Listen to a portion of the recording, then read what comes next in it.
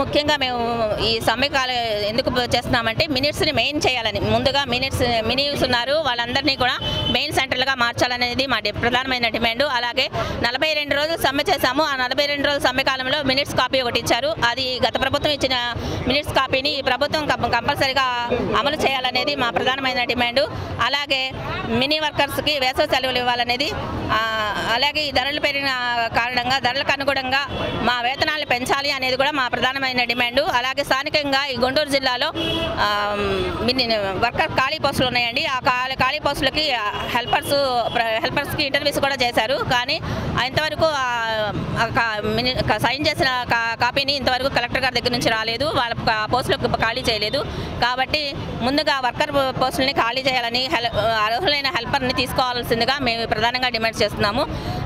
ఈరోజు మినిట్స్ కాపీలో 42 రోజుల సమ్మె కాలంలో ఏదైతే మినిట్స్ ఇచ్చారో ఆ మినిట్స్ కాపీని మాత్రం అమలు చేయాలని చెప్పేది ప్రధానమైన డిమాండ్. అలాగే మినీ సెంటర్ని మెయిన్ చేయాలనేది కూడా ఈరోజు ప్రధానమైన డిమాండ్.